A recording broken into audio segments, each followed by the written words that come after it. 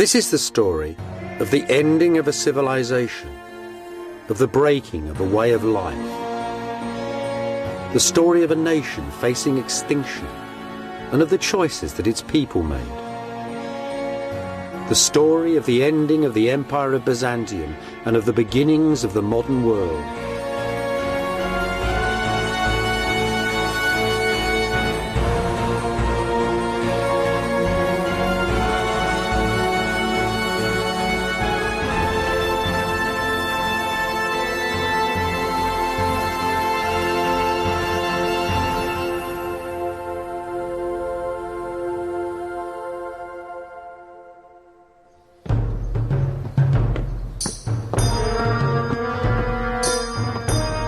The last years of the Empire of Byzantium were filled with stress and beauty.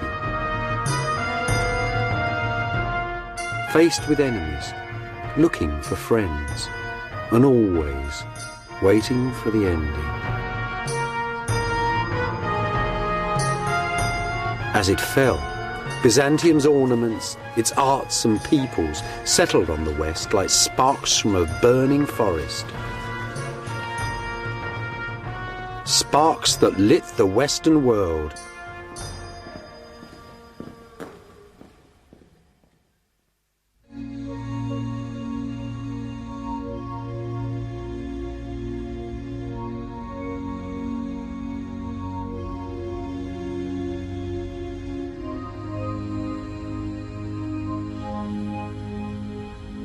I'm standing high above the Golden Horn in Istanbul, in modern Turkey.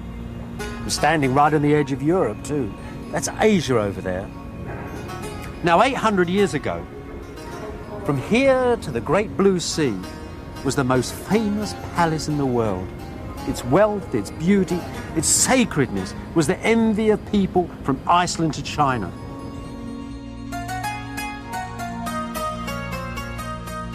Only the angels in heaven, the Byzantines had said, knew the date of the ending of this dazzling city, the capital of the Empire of Byzantium, which they called Constantinople. Late in the Middle Ages, though, in the last 2 centuries of Byzantium, when the Crusaders had half destroyed the city, and with the armies of the Turkish sultans closing in upon its walls, you didn't need to be an angel to know the end was very close. The broken Empire of Byzantium prepared to face its destiny. The emperors moved their palace here, to Vlakanai, right on the city walls. Here they could face all their enemies, the Turks, the Westerners. Here too was a great church and a most sinister prison, where half a dozen emperors were executed or blinded in terrifying family feuds.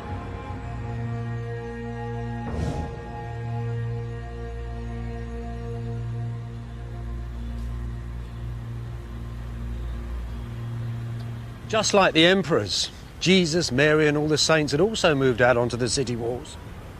This is the great monastery church of St. Saviour in Kora, St. Saviour in the fields.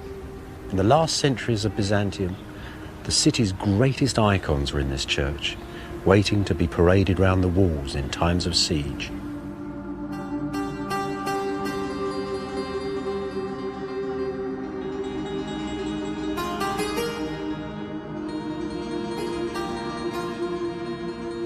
St. Saviour's was Byzantium's last masterwork, a jewel box set beside the city walls. Inside these little city churches, many people found their individual answers to the most terrible dilemma that any culture has to face: the threat of annihilation, of the death of a nation. The imperial crown was stored here alongside the holy pictures. It's said that on the last night of Byzantium, on the 28th of May 1453, as the Emperor Constantine Palaeologus was praying, the Virgin Mary came down from heaven and asked him to return the crown to her. as God withdrew protection from his holy city.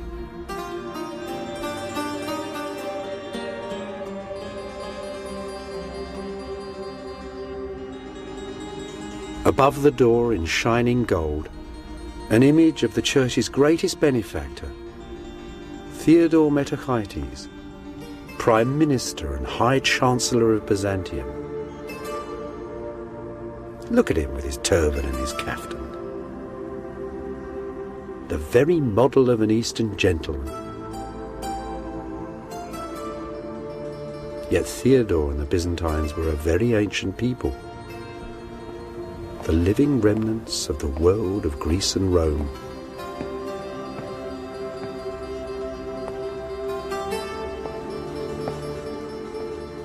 Even by Theodore's day, though, by the 1320s, the great Chancellor had come to the conclusion that Byzantium's ancient heritage was quite exhausted, that all one really had to do was to wait and pray and silently endure.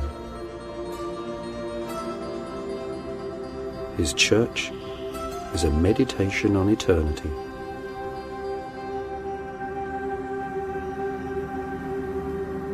Theodore's artists have given us one of Byzantium's finest images, perhaps one of the greatest paintings ever made. I say that because it's a painting about humanity, about the value of humankind. What's going on? That's Christ in the middle, resplendent white. He's burst through the gates of hell. He's got the hands of Adam and Eve, that's all of us, and he's pulling them from the grave.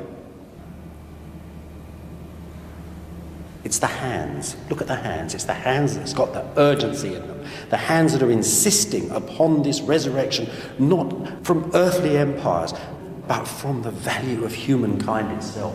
It was those ideals that drove Byzantium in its final years. The idea that, like the kingdom of heaven, Byzantium was not a kingdom of this world.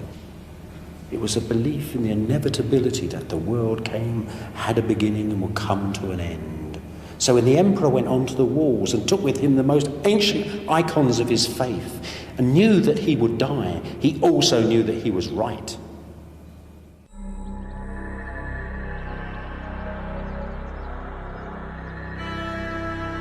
Many Byzantines believed that if an enemy ever broke through these vast old city walls, the very statues of the ancient emperors would come alive and drive the invaders from the city. For them, Constantinople was a sacred city, the centre of the world, inviolable. Yet they too could see the Turkish armies drawing ever closer and their ancient city descending into ruin.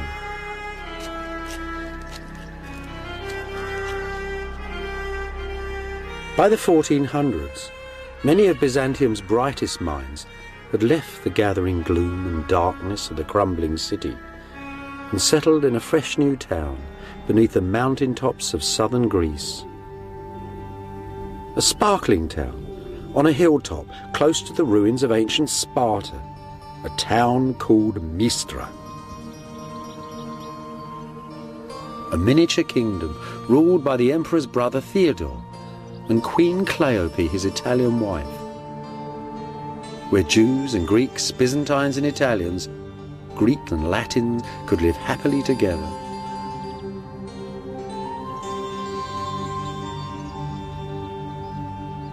One of the lovely things about Mistra is how small it is, how tiny, how human. Everything here is democratic. As you walk down the street, you'd have bumped into everybody. You might have seen Italian merchants. You might have seen beautiful Queen Cleope walking amongst the flowers. And you might have seen the retired Emperor John, here to visit his family, now a monk buzzing busily from church to church. At the hub of Mistra's life was a charismatic teacher from Constantinople, a follower of Plato, the ancient Greek philosopher, a man called Plethon.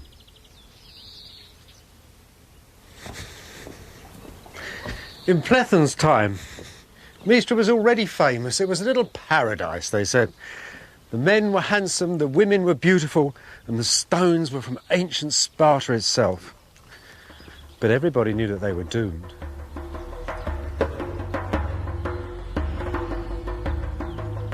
Here, Platon founded the last academy of Greek philosophy.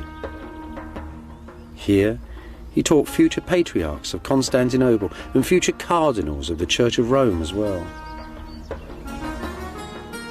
As they mingled with the philosophers of late Byzantium, for a brief while, Western visitors to Mistra witnessed the last flowering of the living world of ancient Greece. This is the estate of a grand Byzantine nobleman. Not much left of the garden, just a few wild herbs and a little spinach. But you know, Platon must have lived in a house like this. It really corresponds to the old philosopher's way of thinking about things. Upstairs, the noble family. Downstairs, the servants and the animals. The third class would have been the merchant classes, lived in a bit of a smaller house. But this is grand. Look at the fireplace. Great big flue going up through the wood ceiling and the tiles to the outside. Just like a modern fireplace with a big canopy coming down the front. Those two holes there supporting the wood that held the cooking chain would have hung right down there with a big pot on it with two great stones underneath. Everything was cooked there. If they wanted to roast anything, they'd send it out to a local bread oven. Now, all the rest of the activity of this house went on in one big room. What you've got to think of here is little cubicles with curtains around. The lavatory, the beds, any little private areas that people wanted. This was a very simple life because these were the leading men of Byzantium. Platon was very proud of it. He said that even great Queen Cleopatra herself, who would have lived in a house like this, actually had given up the soft and decadent ways of the Italians and taken up our own innocent behaviour, he said. So you've got to think, old Platon, sitting perhaps in the evening light, looking out over the Vale of Sparta, what would he have done? Well, he scribbled letters to the Duke. Platon was very worried about the condition of Byzantium. He thought the world needed reformation, and he came up with all these amazing ideas from ancient Greece. He was a bit of an old fascist, really. A lot of his ideas were terrible, but he was a magnetic character. People loved him. Like all professors, they loved listening to him and didn't take a word of notice of what he said.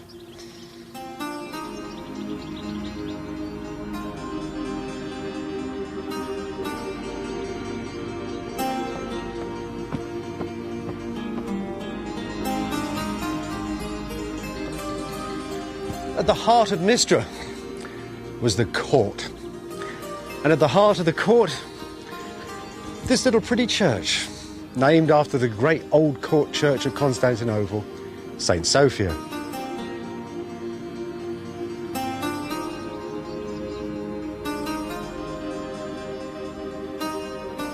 There's not much left here now. Just Christ up there on the wall. And a few beautiful fragments of marble. Most of the church has been stripped out completely. There's even a little double-headed eagle still up there. The double-headed eagle of the last emperors of Byzantium.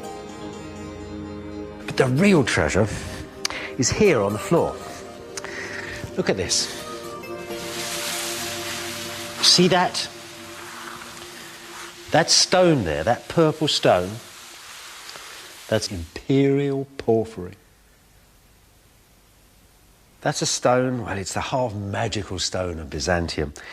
When this church was built, it hadn't even been mined for 1,000 years. Yet little chippings of it were taken around the world and set in floors like this.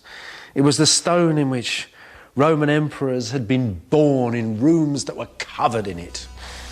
This, though, was probably the very stone where the last emperor of Byzantium was crowned. Constantine Palaeologus, the last ruler of Mistra, was crowned here on the 6th of January, 1449. 3 years later, he died fighting on the walls of Constantinople as the Turks took the city.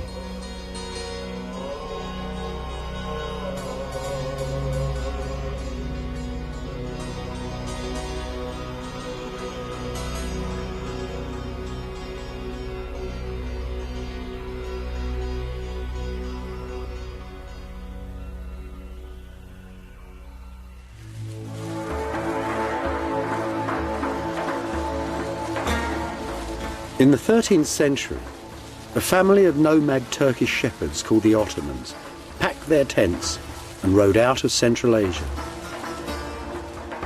2 centuries later, the Islamic armies of the Ottoman Turks, commanded by members of that same family, had conquered most of the territory of Byzantium and a large part of Southeast Europe too.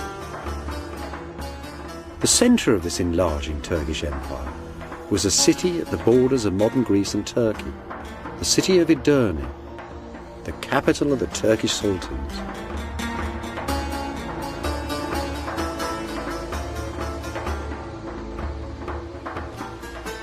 In those days, Edirne was a hectic international city, a city of great mosques, hospitals, concert halls, munitions works, and grand bazaars.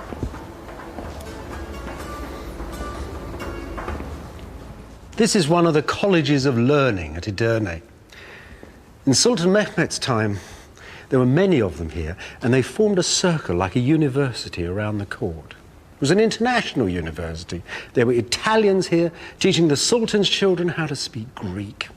Byzantine nobles sometimes sent their children here for a good education. Old Plethon came here as a young man. Here it was he met Persian fire worshippers who taught him all about their strange religion. Here it was too. He first read the works of the ancient Greek Aristotle. Clearly this dynamic, international, rich, powerful society was far more than a match for the poor old empire of Byzantium. It was also clear that the ancient city of Constantinople had been engulfed by this adolescent multinational empire, that Constantinople lay at the strategic centre of its trade routes and on the supply lines of the Turkish armies that were eating into Eastern Europe. That is why Byzantium was doomed.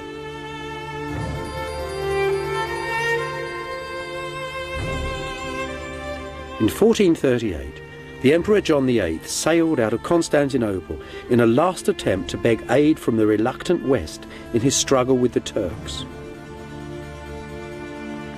After 77 days at sea, the imperial convoy arrived at the friendly port of Venice.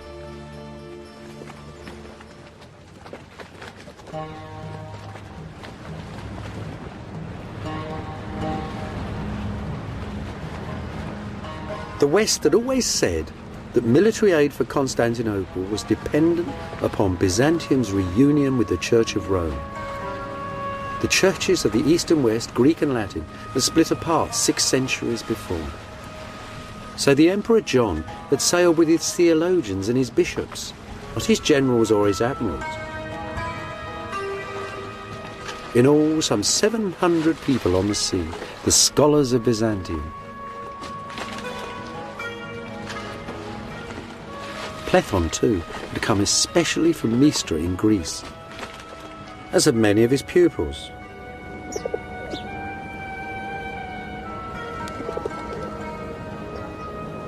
The most extraordinary thing about this gathering, that there were bishops and priests from all the cities of the ancient East, all the cities founded by Greece and Rome, the cities of Alexander the Great, the cities of the 7 wonders of the world, all had their representatives at the council, all at once and all together. It was as if the old world had come to meet the new. But there was plague abroad in northern Italy. 2 Byzantine bishops perished in the first weeks of negotiations.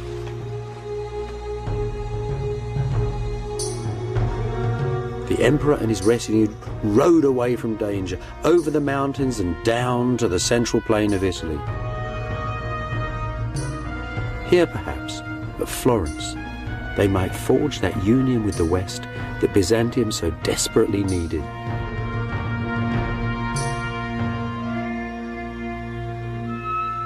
And here, too, they were memorialised in the frescoes of Benozzo Gozzoli, painted in the townhouse of the Medici family, the bankers who were sponsoring this Council of the Churches. That's John VIII, John Palaeologus from Mystra, Emperor of Byzantium, come to the West to seek aid. He'd ruled 12 years at this point, When he got here, the Florentines, those dedicated followers of fashion, thought he was a knockout. They had never seen turbans like that or crowns like that. The jewellers liked it. The Florentine weavers liked it. The painters liked it. This was a man whose dress and demeanour influenced fashion here almost for a century. They didn't like him much, though. They thought all the Greeks were haughty, sarcastic people who seemed to be laughing at jokes that they wouldn't share with the Florentines. Didn't like them at all, really. What they were experiencing, actually, was a typical Greek thing. It was the full force of the divine right of kings. See, in the West that had rather diminished. The West that had pinched the idea of the emperor had now taken to electing Western emperors. They were confirmed by popes. There was common law, power in the West that seeped down and down and down away from the man who now was like only at the top of a vast pyramid of power. In Byzantium, everything resided in the one man.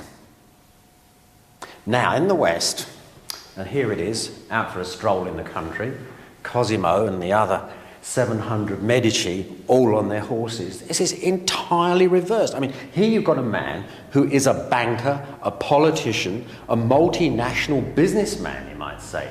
The West was entirely different. The central disagreement, then, was about these different attitudes to power in East and West, about power and precedence amongst the lords of earth and heaven. Most of the Byzantines, though, were insulted at the very idea of arguing about God, whose majesty and dignity was beyond all human understanding. They thought that the clever Roman clerics they faced each day were simply impertinent and immature.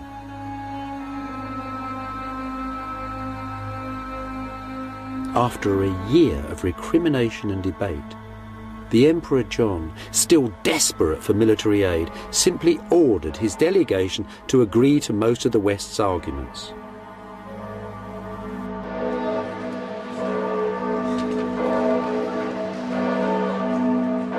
On the 6th of June, 1439, a great Act of Union was signed in Florence Cathedral, right under the huge, beautiful, brand new dome. An Act of Union between two churches, between the Pope of Rome and his assembled clergy, the Emperor of Byzantium, and whichever of his Greeks decided to turn up that day.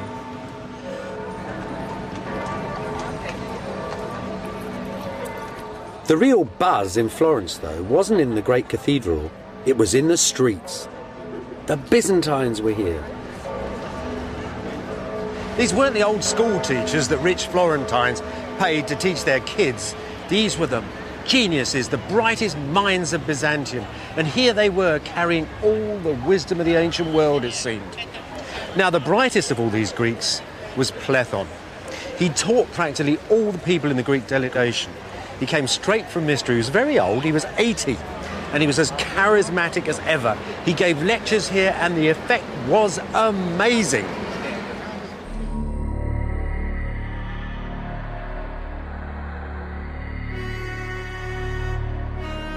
Back at Constantinople, though, the union with Rome caused riots. Italian priests were insulted in the city's churches, and Western Europe sent no aid. Disillusioned, disappointed, the Emperor John died a few years later and was buried here in the monastery of Christ Pantocrator, Christ, Lord of earth and heaven. And at this same monastery, Gennadius the theologian preached that the union with Rome would bring down the wrath of God upon Byzantium.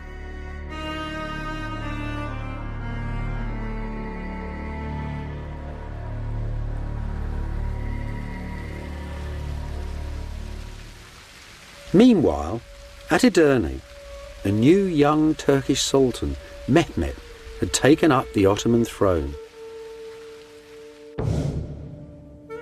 At Constantinople, the new emperor, John's brother, Constantine, soon discovered that he now had a dangerous and most impatient neighbour.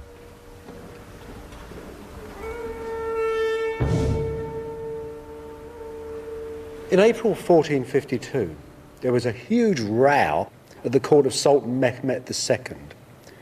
Byzantine ambassadors had turned up complaining that the young man was breaking all his father's treaties. He was too. He was building a huge castle right next door to Constantinople called the Cutthroat.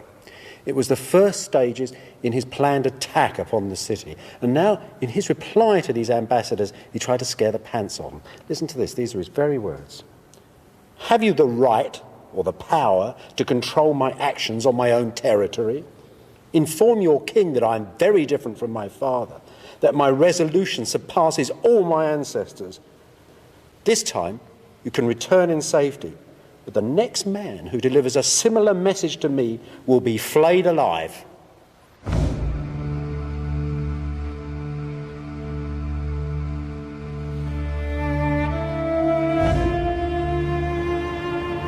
Back in Constantinople, the new emperor, Constantine XI, reluctantly composed his reply. "It is clear," he said to the Sultan, "that you desire war more than peace, so let that be your desire. I release you from all your oaths and treaties with me, and in closing the gates of my city, I tell you I will defend my people to the last drop of blood." The Turkish mosques in Byzantium were shut. The Turkish troops who were sightseeing in the city were thrown out the gates. Byzantium was at war.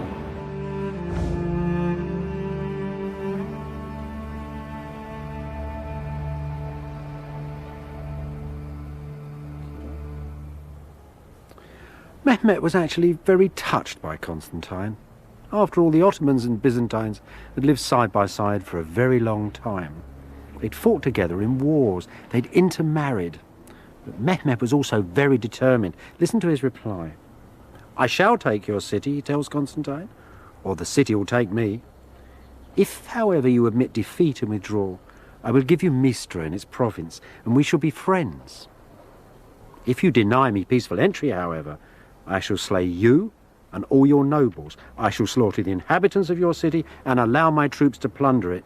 The city itself is all I want, even if it is empty." Constantine's reply was brief. "You may have anything you want of me other than the city. I will not flee from it, nor will I evacuate it. You may have anything but the city. For the city I would rather die than live."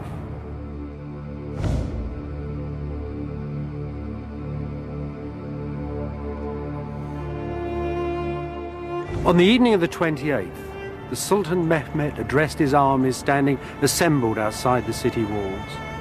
"I give you," he said, "the capital of the ancient Romans, the summit of power and glory, the centre of the world. I give over to you the men, women and children of this city, its gold and silver, its silks and furs. All I want are the buildings and the walls." It really was the standard offer of a medieval commander to his troops before the final assault. And they roared in agreement. "There is but one God," they said, "and Muhammad is his prophet."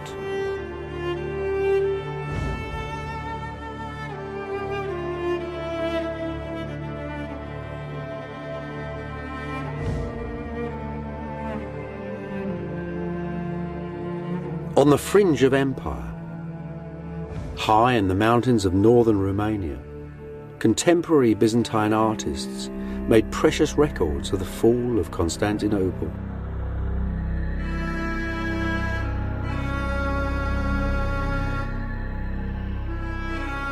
Here's the Turkish armies, waiting for Mehmet to order the final assault upon the city. The cannons, large as dragons it was said, brought down from Edirne to pulverise the city's vast old walls. The Turkish navy, fighting all along the Golden Horn, forcing the tiny armies of the Byzantines to fight on two fronts at once. On the city walls, the Byzantines parade the holy icon of the Virgin, the city's sacred shield, just as they had done for 1,000 years and more. Every hole, each crack and weakness in the ancient walls is strengthened by the prayers of priests, the women and the children. There's the emperor, ordering the walls repair with rocks and stones. And the empress too, with her ladies. Here, though, the artist is in error. There was no queen. Constantine the 11th, Constantine of Mistra, was childless and a widower. The last emperor would leave no heir.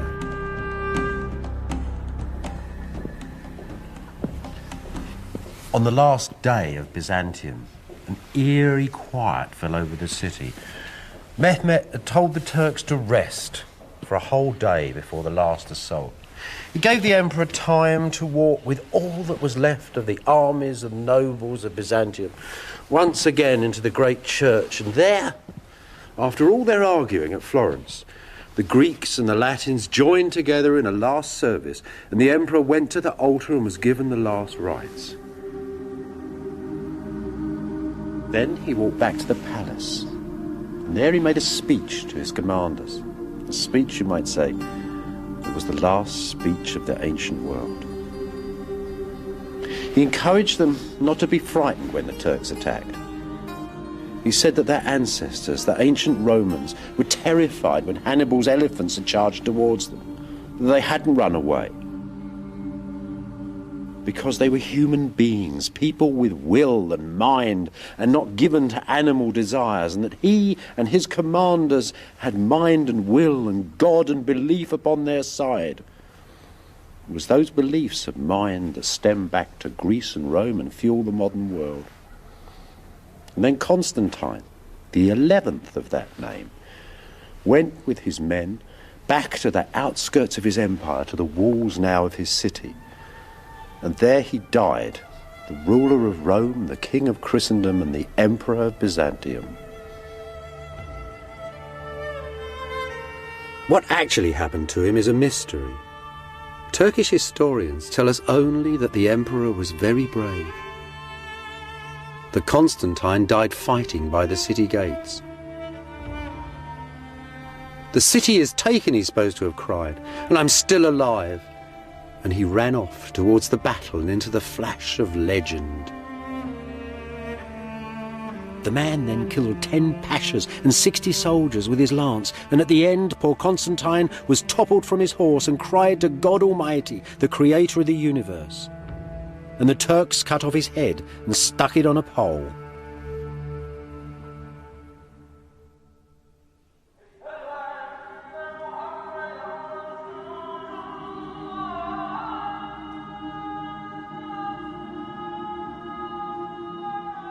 As he rode through the streets of Constantinople on the first day of the Turkish conquest, Sultan Mehmet found whole districts of the sacred city derelict and abandoned, saw hovels and graveyards built amongst the ruins of its legendary palaces.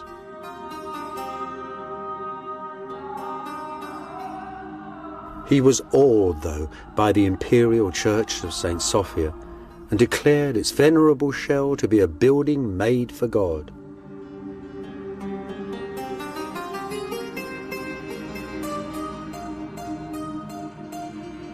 So the church of St. Sophia, the church of the divine wisdom, was converted to the mosque of Hagia Sophia, the mosque of the divine wisdom.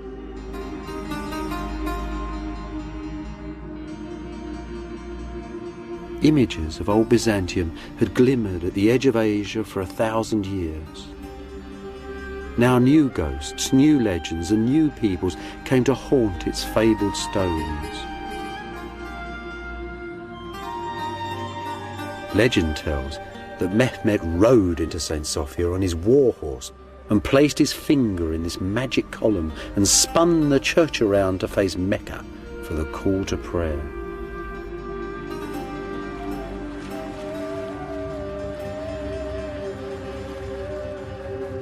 History tells that the Sultan ordered the tomb of Constantine the Great, the founder of Byzantium, to be demolished, along with the burial church of the ancient emperors, and this great mosque, the funerary mosque of Mehmet the Conqueror, was put up in its place.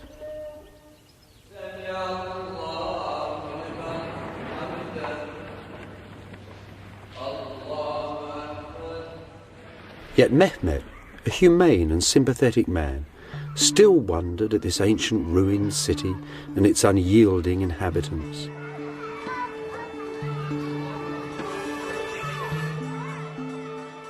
The most eminent Byzantine left alive inside the city was Gennadius the theologian. Mehmet visited him here, in the monastery of Christ Pantocrator. Who were the people of this crumbling ancient city, the Sultan asked him, and what exactly was their faith? Like most of the inhabitants of this most stubborn city, Gennadius would only answer for himself. You may not call me a Greek, he said, because I do not believe as those ancient pagan people once believed. You might call me a Byzantine, because I was born in this city. But I prefer simply to call myself a Christian. He might also have added that he considered himself to be an exclusive member, a leading light of the society that was God's kingdom on this earth.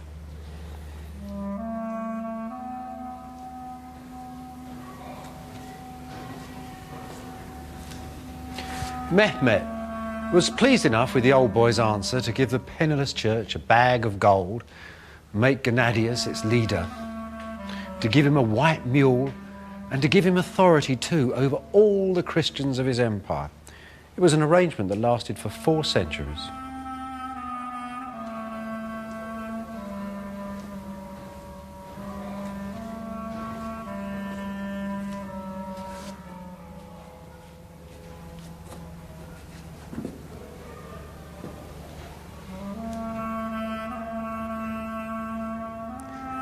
As for Gennadius' beloved monastery, well, its church became a madrasa, an Islamic public school, and one Zayrik became a very famous preacher in this city.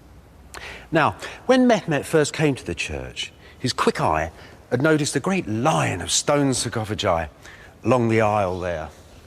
In fact, they were the tombs, the sarcophagi, of the last kings of Byzantium. John of Florence was buried here, his brother, their queens. These he took for his new palace in the city. He also took a slab of stone laid in that trench over there. For centuries, pilgrims had believed that that had been the very slab of stone on which the body of the Lord Jesus Christ had laid after the crucifixion.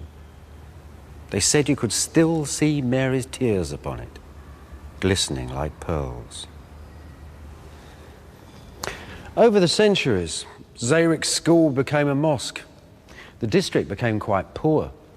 The mosque sold off its great white shining marble pillars and put in these baulks of stone instead. And the great screen, the altar screen from the church, whose golden panels now stand on the high altar of St. Mark's in Venice, were turned into that, a minbar, a pulpit for reading the Quran. So it all seems to have gone, doesn't it? But there's still something here. If you lift the carpets of the mosque and go through to the ancient floor underneath, then you'll see a memory of imperial Byzantium.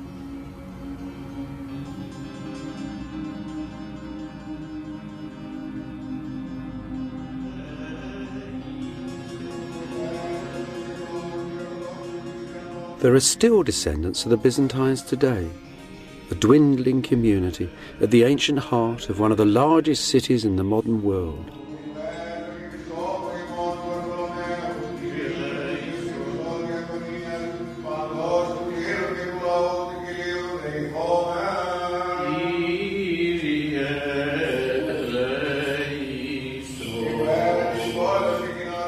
Their worship in this sole-surviving ancient church is guaranteed by the proclamations of ancient sultans hanging on its walls.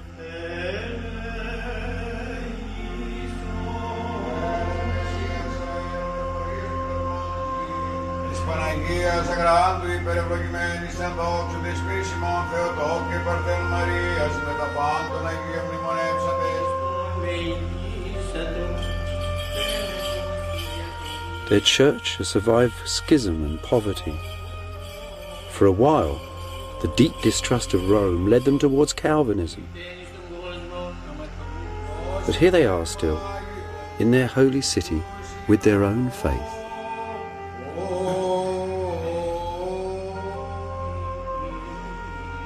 Scattered too through myriads of monasteries and far-flung churches, pale shadows of the ancient earthly empire of Byzantium.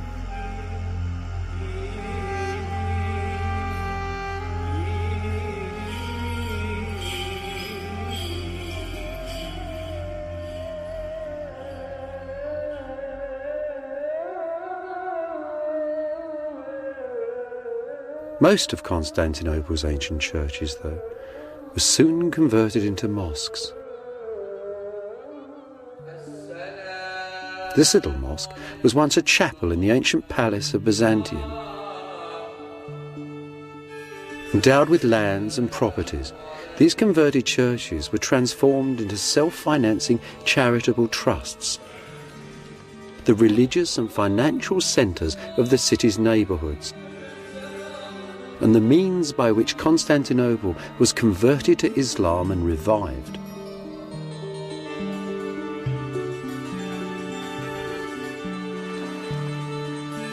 Under Turkish rule, Constantinople was to become a rich and thriving city once again, the centre of a mighty empire, just as it had been 1,000 years before. Just before the conquest of Constantinople, a radical young bishop called Bessarion, Plethon's most brilliant pupil, had returned to Italy and had been made a cardinal of Rome. Some historians detect his portrait in this tragic bearded figure talking with Italian friends, chic young men of the Renaissance, painted by Piero della Francesca. Here at Rome, Bessarion did what Byzantines had done at Constantinople for centuries. He made a villa by the city walls. This villa, one of the first in the modern Western world. A memory of old Byzantium. Bessarion spent his life making a memorial for Byzantium by founding an academy of scholars.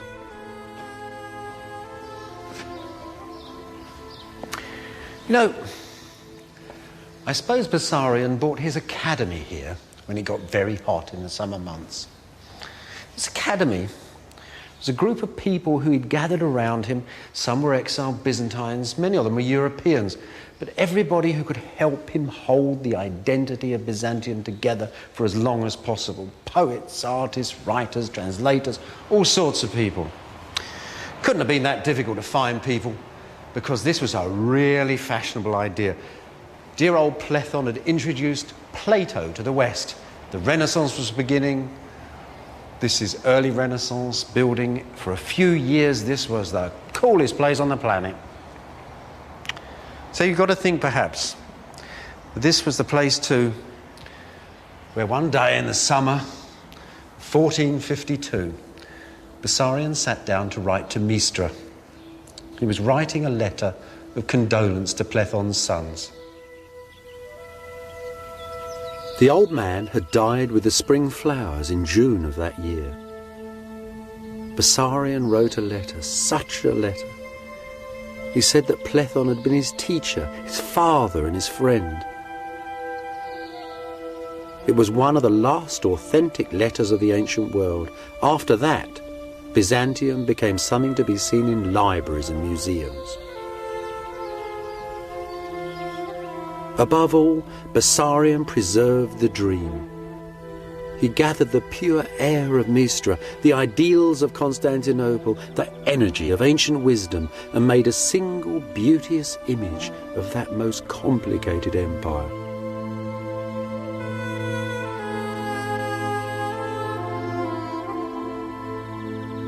Bessarion was an enabler, a producer, a preserver of ideas and images, the assembler of the largest Byzantine library the world has ever seen.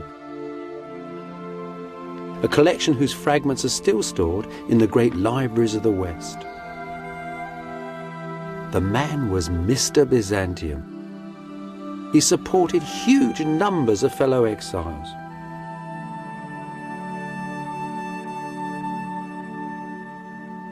He also used to place refugees all over Europe in jobs. This is a handmade Greek text of Homer's Iliad, made by a refugee from Mistra.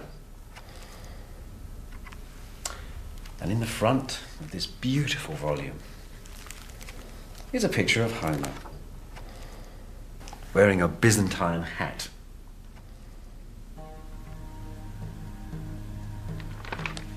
The West had seen nothing like this flood of wisdom that was pouring from Byzantium.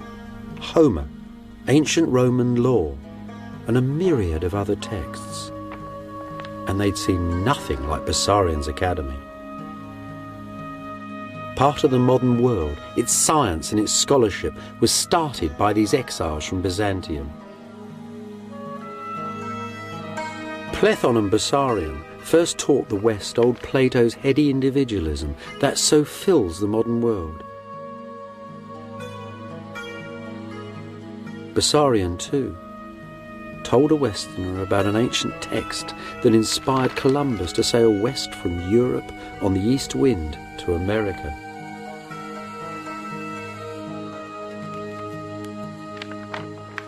There is, though, a deeper and yet more fundamental legacy. A vision of a universal order that stretches back through Byzantium, through Roman Greece to the Bible and the most ancient East. A vision that still fills the world today. A vision that exiled Byzantine artists drew out for us in dazzling detail at Voronezh, the most beautiful of Romania's lonely monasteries. See that cross there in the middle? That's the cross of our Lord standing on the holy throne of Byzantium, the centre of the world. To the left is good, paradise. There's all the lords and ladies of Byzantium pressing through the pearly gates. On the right, hell, the Turks and everybody else, all the bad people struggling to get out. Good and bad, plus and minus, past and future, with heaven above and hell below, and pure energy at the centre. A structured universal order that the modern world still understands and uses every day.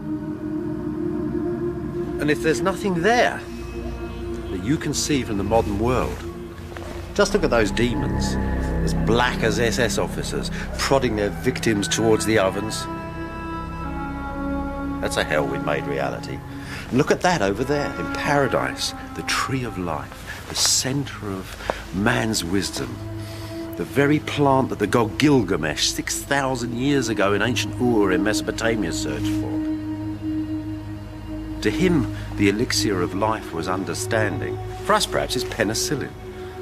Then again, there's something here that's unique. Above all the bustle of the world, the lords and ladies, the gods and demons, coming through and behind the very scroll of time itself, the Lord of the universe. The heart of the atom, heaven's order in a grain of sand. Byzantium's fundamental legacy, this image of a universal structure. A universal order is as basic to the order of the modern world as is DNA to every individual in it.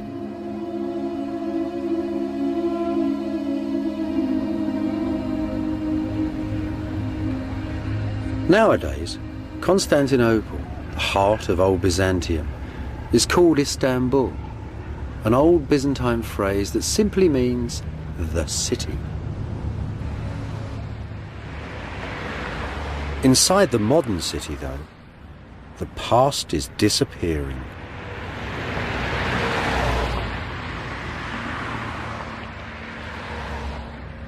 Ruins are often melancholy, but they should seldom make you angry. The end of Byzantium wasn't really brought about by the wicked West or the terrible Turk. Things pass, as the poet said. the cowboys had never shot the Indians, the Great Plains would not be filled with shining teepees and herds of buffaloes. Nonetheless, we should honour the past and cherish it. It's a memory, a solid memory of our beginnings. And think of Byzantium too, as a flash of silver, as a dream of jewels, as an image of a god sitting on a golden throne and of an emperor sitting in this palace in his imitation. Think of the culture that gave us the rule of Roman law, in the image of a holy mother, much beloved, caressing a baby child. And think of Byzantium too, this extraordinary empire set between the East and West, whose very ending set those two things far apart, but in whose own time gave so many good ideas to both of them.